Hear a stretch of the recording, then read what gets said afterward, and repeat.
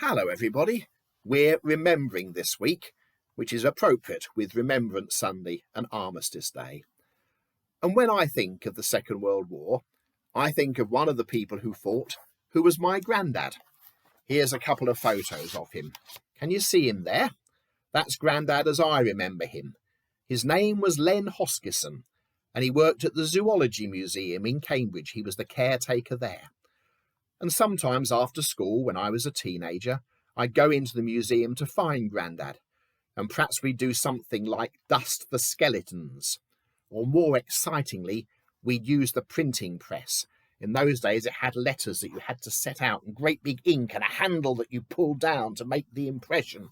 So much easier these days. And we'd print some of the labels for the museum cabinets. And I'd print something of myself as well that I could take home. Grandad was a great gardener, and me and my brother used to make a right mess in his garden trying to help. He also liked cooking. He wasn't a very good cook, but his cakes and buns were good enough for me to eat.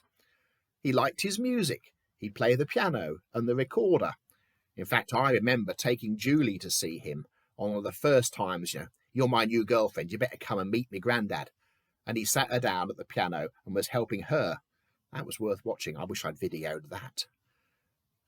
He died about 30 years ago, so I just remember him playing with my children, his great-grandchildren. But it's a long time ago, and memories are fading. I don't know much about what Grandad did in the war. He was born in 1908, so when the Second World War started in 1939, he'd be, 31, wouldn't he? And he had a couple of daughters, my mum Jane and her sister Claire, and he was called up to go and fight for his country.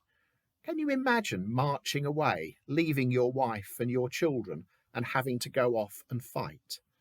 And he served for several years in Britain and then overseas. He was in Belgium at the end of the war. He always told us that he was the one who liberated Antwerp. I think he was just one of quite a few soldiers.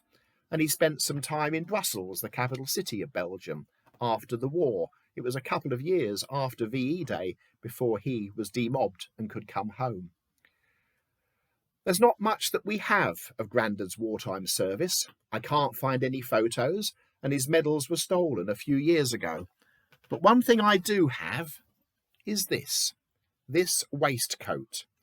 I'm not going to put it on and stand and model it for you, because unfortunately I'm a bit bigger than the waistcoat is, and it doesn't quite fit round my tum.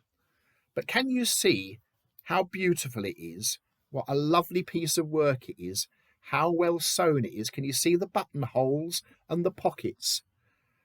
And the story goes that one morning, Granny in Cambridge received a parcel.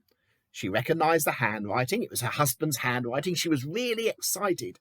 And she opened this parcel, and all that was inside it seemed to be a bit of smelly cloth. And she wasn't very impressed. She got it out and washed it, and then realised what a beautiful garment it was. There's a lot of sitting round not doing much when you're at war, and in those hours when Grandad had been sitting round not doing much, he'd actually made that waistcoat. And it's beautiful, and 60, 70 years later, we still have it as part of our family, a happy memory of Grandad. There are also some stories about him, and I'm not sure that they're true. Grandad was not a very fit and physical man, a bit like me. He didn't like PE, he couldn't do that sort of thing.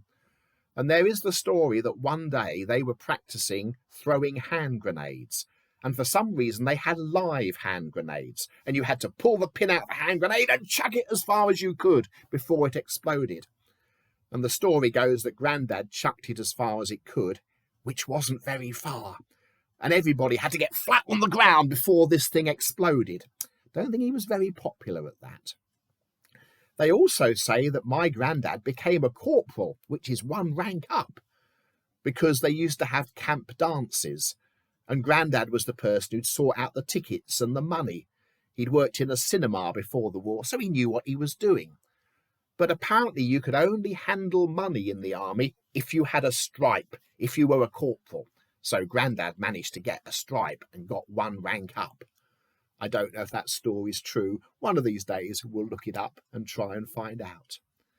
But I cannot imagine my Grandad as a soldier.